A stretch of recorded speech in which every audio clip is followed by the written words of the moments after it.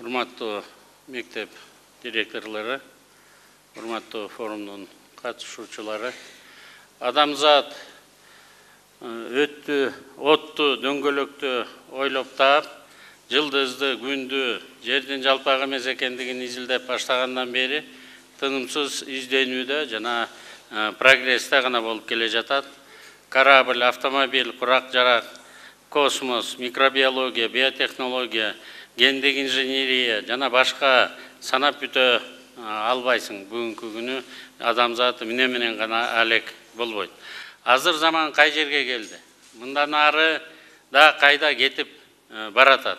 Дал мына ушул суроолордун үстүндө адамзатты тарбиялаган мектеп интеллектуалдар менен сүйлөшүү, рахат гана тартуулабастан мамлекеттин келечегин аныктаган багыттарды чечүүгө толук жардам берет. Бүгүн санариптик технологияларды колдонуу менен окутуунун заманбап жана эффективдүү системасын түзүү үчүн атайын форумга чогулганыңыздар үчүн биринчиден Кыргыз Республикасынын президенти Жапаров Садыр Нуркожоевичтин атынан, экинчиден жалпы министрлер кабинетинин атынан ыраазычылыгымды билдирем. Экинчиден биздин мамлекеттин алдында билим берүү системасын өнүктүрүү багытында бир топ милдеттер турат. Аларды чечүүнүн жолдору менен бөлүшүүгө кызыктар болгон үчүн Эднеттин, Пизанын, Дүйнөлүк банктын, Азия өнүктүрүү банкынын өкүлдөрүнө, жалпы республикалык тестирлөө жүргүзүп жаткан биздин жарандарыбызга жана башка бардык өнөктөштөргө Кыргыз Республикасынын атынан дагы ыраазычылык билдирип коюуга уруксат этиңиздер. Урматтуу форумдун катышуучулары, дүйнө экономикалык кайра куруунун кезектеги этабын өтүп жатат.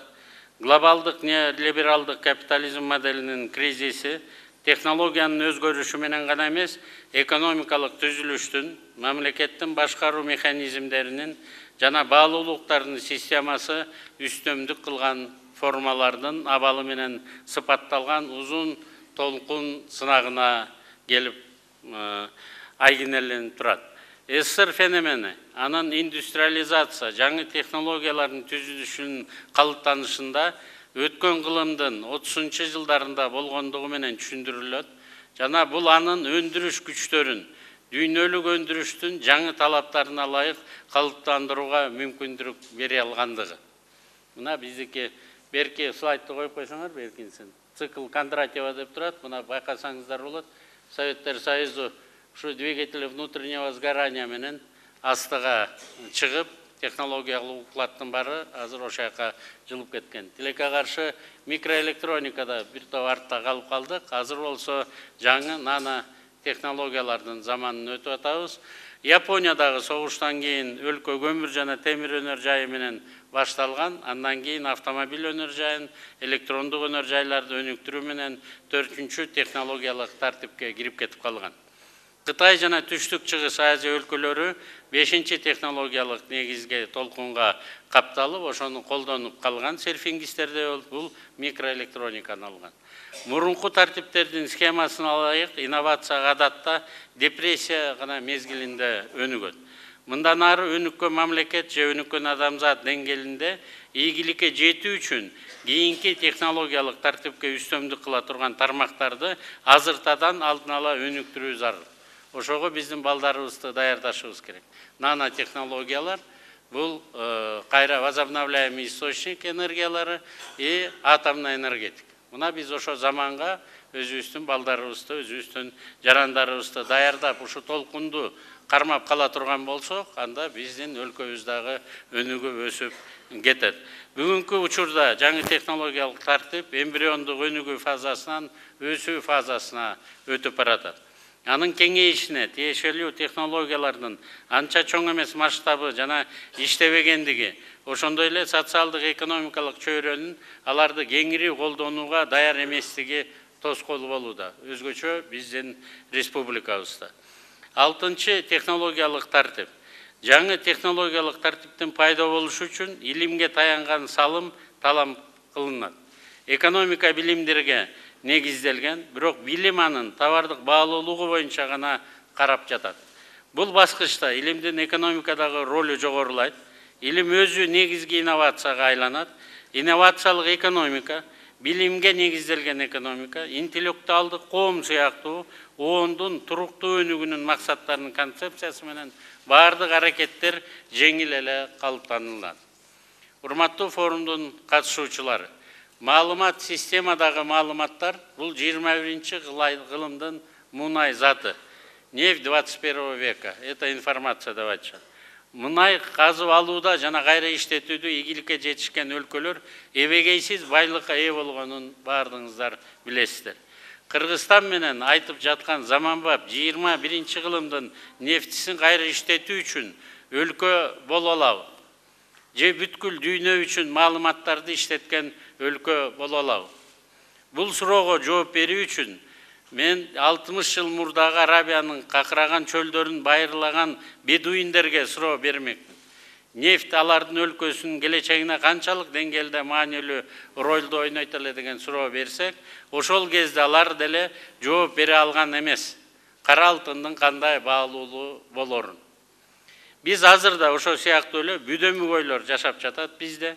Азыр Кыргызстанда маалыматтык технологиялардын жардамы менен элдин бакубаттуулугу кандайча түп тамырынан өзгөрүүнүн элестетүү кыйын болууда. Акыркы 10 жылда маалыматтардын өндүрүмдүүлүгү 5000% жогорулады. Маалыматтар саясаты жана экономиканы, ошондой эле өкмөттөр көрсөткөн кызматтарды түзүүдө чоң мааниге ээ боло баштады. Азыр интернеттеги бардык маалыматтарды басып чыгаруу үчүн бизге 300 миллиард барак кагаз керек болот экен. Мунун көлөмү тарыхта жазылган бардык китептерди басып чыгаруу үчүн талап кылынган барактардын санынан 4-5 эсеге көптүк кыларын элестетип көрсөңүздөр болот. Бул маалыматтарга ким ээ болсо, ал дүйнөгө ээлик кылат, алаканына салып башкарат.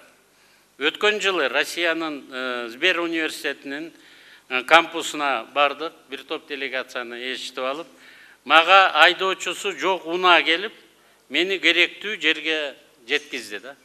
Кыска 5 мүнөттүк сапарда менин коопсуздугум жасалма интеллектинин колунда гана калды. Бир топторго укмуш тажрыйбалуу болду.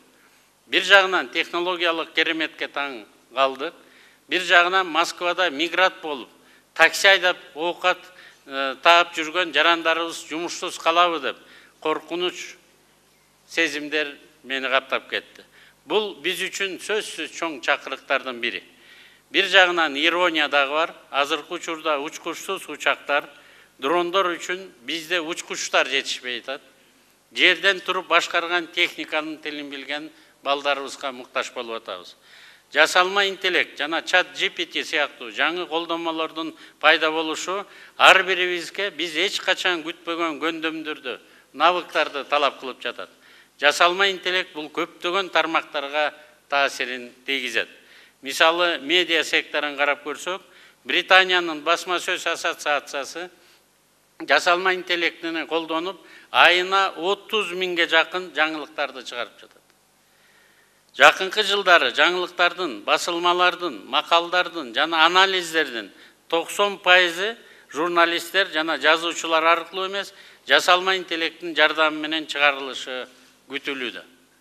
Бул медиа тармагында гана консультациялык кызматтар, изилдөөлөр, котормолор, кыска аңгемелерди жана романдарды жазуу, укук, медицина, атүгүл билим берүү сыяктуу башка секторлор жөнүндө эмнеге айтууга болот. Мына бүгүнкү программаны көрөсүздөр, мугалими жок эле, жөндөмү бар балдар окуп кетүүгө мүмкүнчүлүк алып жатышат. Жасалма интеллект бул баарыбыздын жааматтык акылыбыздын башталышы гана. Жасалма интеллект жазуучу, изилдөөчү, сүрөтчү, юрист, дарыгер, акын болууга жөндөмдүү болушу толук мүмкүн болуп калды. Азыр тили чыга элек балдарыбызга интернеттен кызыктуу видеону коюп берип койсоң, тынчып отуруп карап түшүнгөндөй болуп жатат. Бул интернет же жасалма интеллект аркылуу балдарды тарбиялоонун башталкы этабы десек болот. Тарых сабактарынан автомобилдердин пайда болушу бир катар кесиптердин жоголушуна алып келгенин эстей аласыздар. Ошондуктан биздин коом үчүн жаңы өнүгүүлөргө карата ийкемдүү ой жүгүртүүнүн кармануу жана дайыма өзгөрүп турган шарттарга ыңгайлаштырууга глобалдык санариптик трансформациядан артта калбай, тескеринче өз ордун табууга даяр болуубуз абдан маанилүү. Бүгүнкү күндө биз жашап жаткан дүйнө маалыматтык технологиялардын жетишкендиктеринин аркасында өтө тездик менен өнүгүп жатат. IT сектордун өсүшү өлкө үчүн кызыктуу жаңы мүмкүнчүлүктөрдү ачууда. Региондогу эң ири такси кызматы Яндекс өзүнүн бир дагы машинеси жок экенин кантип түшүндүрсө болот. Муну ушу биздин балдарыбыз билип алса, таксиси жок эле чоң компанияны башкарып пайда таба тургандарын түшүндүрүп бере аласыздар. Региондогу эң ири World Берис бир дагы дүкөнү жок, бирок аймактагы эң ири сатуучу болуп саналып калды. Жакындан платформасы Кыргызстанда ачылганда. Же болбосо Facebook'та алайлы. Ал жерде иштеген киши жок, бирок контентти жаратпастан туруп, бир дагы контентти жаратпайт, өзүбүз кошулабыз, интернетке өзүбүз Facebook'ка киребиз, коомдук пикирди калыптандырууга чоң таасирин тийгизип жатат. Өзүңүздөр билесиздер, 2021 жылы 7 январда Twitter социалдык тармак АКШнын президенти Дональд Трамптын жеке аккаунтун жаап, блокировать этип койгон. Демек, технологиялык корпорациялар супер державалардын саясий процесстерине таасир этип аткандан кийин биздикине дагы таасир этиши толук мүмкүн. Мындай глобалдык тенденция парадигманын өзгөрүшүн билдирет жана салттуу дүйнө түзүлүшүнүн алдыдагы өзгөрүлүштөрүнө алып барарына кабар берип жатат. Дагы жакшы, биз пока Twitter'ди баарыбыз колдонбой жүрөбүз.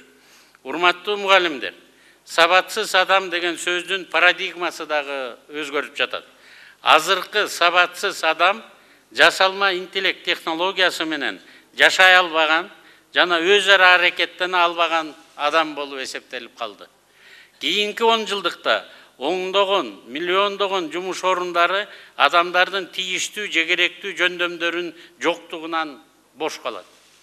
Өкмөттүн жумушсуздуктун көйгөйү жумуш орундарын түзүү гана эмес, ошондой эле тиешелүү компетенцияларды, ошондой эле адамдардын келечектеги жумушка орноштуруу техникалык көндөмдөрдү камсыз кылуу болуп эсептелинет.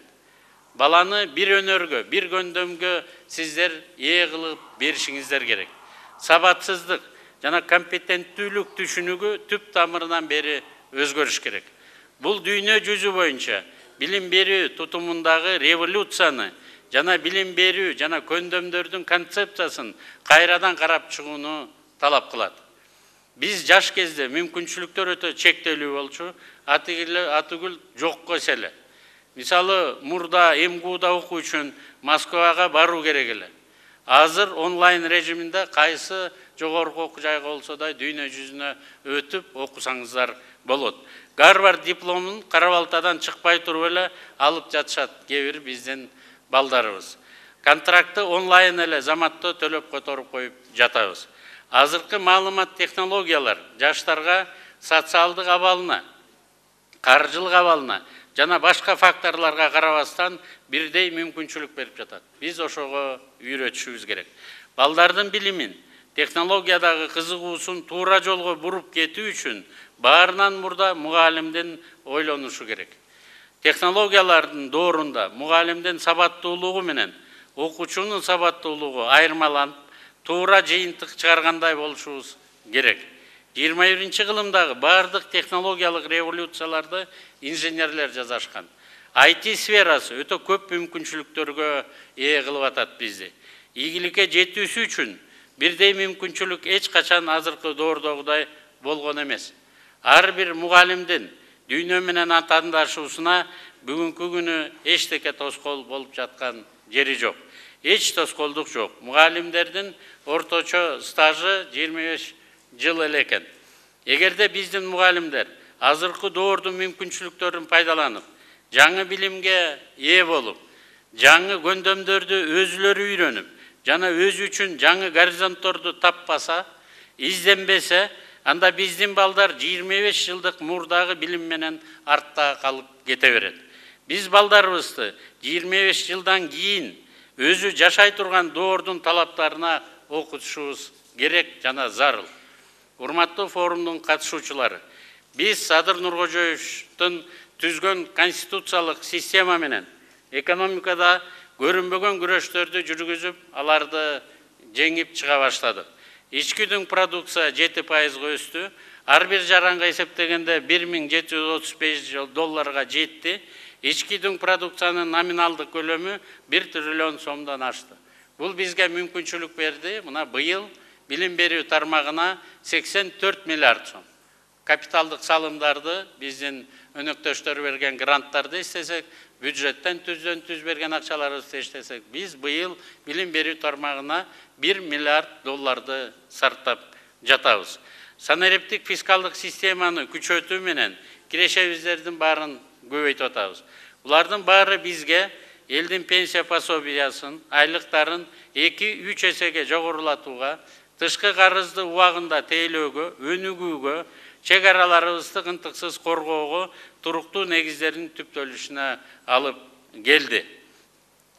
Садыр Нуркожоевич кыска мөөнөттүү курстардын негизинде республика боюнча маалыматтык технологиялар жана санариптештирүү жаатындагы кадрларды даярдоо үчүн Ысык-Көл областында Акылман президенттик мектебин ачты. Бишкекте 99-лицейдин базасында башка IT академия түзүү жөнүндө жарлыкка кол коюлду. Президент Каныбек Капашевичке Кыргыз Республиканын билим берүү жана илим системасынын бардык деңгээлдеринде тиешелүү реформа жүргүзүүнү тапшырмасы берилген. Азырда менин колумда кайсы айылга эмне керектиги боюнча так маалыматтар бар. Бардык проблемалар бизге жетип турат.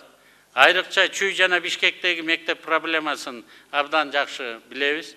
Проблеманын чекесинен ирети менен чечип жатабыз. Былтыр 5 айда Бишкекте 15 мектеп бир бала бакчаны салып коюп ишке киргиздик. 3-4 сменде окуган мектептердин баарын маселесин жок дегенде 2 сменге окутууга жетише алдык. Азыр республика боюнча 204 авариялык мектептин курулушу жанданып жатат. 100-ün 1-сентябрга оңдоп, түздөп, ичинде оборудованиясы менен чогуу биз беребиз. Биз жакынкы 3 жылдын ичинде бүт авариялык мектептерди салып бүтөбүз. Далгострой курулуштардын кереги бар жогу талданып жатат, анын баарындагы биз иретке келтиребиз. Сиздерге бир гана талап. Балдарыбыз 11-12 жыл окуп, ортадан 110 балдык чекке жетпеген балдарды катуулап, жакшылап окутушуңуздар керек. Чыңгыз Төрөкулович Айтматов айткан, биз мектепте таланттуу мугалим менен таланттуу балдар жолуккан жерде айтабыз. Биз стройкаңыздардын баарын куруп беребиз, бирок мугалимдерибиз Алла Таала ушундай жараткан экен, бүт балдарыбызды таланттуу кылып жараткан. Бөлөк үй бүлөдө төрөлүп калат экен, алардын шартына жаша тарбияланып калат экен. Бирок школго чейинки билим берүүдө, школдо, андан кийин вузда баарын сиздердин колуңуздарда болуп атпайбы? Ошондуктан сиздер дагы бизге жардам берип, жаңы муунду тарбиялап беришиңиздер керек. Алар өзү бир өнөрү менен чыгып, өзүнүн үй бүлөсүн багып, тыңыраак болсо, өзүнүн ата-энесине дагы жардам бергенге жетиши керек. Глобалдык чакырыктын шарттарында мугалимдерди квалификациясын туура жогорулатып туруу, санариптүү болууга чакырып кетет элем. Мугалимдин ордун роботторго алмаштырып жибербейли. Жасалма интеллект 2030-жылы өнөр жайдын дүйнөлүк көлөмүнүн $13 триллион жакынын камсыз кылат деп жатышат. Биз азыр санариптик революциянын чордонунда турабыз. Бул процесс жасалма интеллект, булуттагы облачный технологиялар, чоң маалыматтар, буюмдардын интернети, 5G ушул сыяктуу жаңы технологиялар менен ишке ашып жатат. Булар биздин экономикабыздагы өтө чоң ылдамдык жана масштаб менен өзгөртүүгө түрткү берип атат. Технологиялар аркылуу жашооңуздарды жана дүйнөнү өзгөртүүгө мүмкүнчүлүктөрүңүздөр бар. Биздин балдарыбыз дагы ошо мүмкүнчүлүктөргө ээ болуш керек. Бул мүмкүнчүлүктөрдү баарыбыз пайдаланышыбыз керек. Заман өтө ылдамдык менен алдыга кетүүдө. Баарыбыз өзгөрөйлү. Баарыңыздарга бекем ден соолук каалап, бар болуңуздар, бай болуңуздар. Форумдун иши жемиштүү жана жеңиштүү болсун. Мага айтып калышты, азыр 1000ге жакын директорлор дагы онлайн менен кошулуп турат. Биз атайын тактиканы колдонгонбуз. Ушу өзүнүн кесибин жакшы көргөн кишилер жетекчи болуп тандалып бүтсө биринчи этапта, андан кийин зарплатаңардын баарын көтөрөлү деп. Биз аягына чыкканын күтүп атабыз. Министр мырза мына Каныбек Капашевич мага айтып атат, аягына чейин тандоолор, ротациялар бүтөйүн деп калды. Эгерде ошо бүтө турган болсо, биз жетекчилердин дагы зарплаталарын мугалимдердикинен кем эмес, жетекчи деген алардан бир топ жогору алыш керек. Анын үстүндө дагы иштеп атабыз. Капа болбой чыдап турсаңыздар, биринчиси сентябрга баары орду менен, ирети менен астыга жыла баштайт. Баарыңыздар аман болуңуздар, бөдөгүстан чыкар болуңуздар.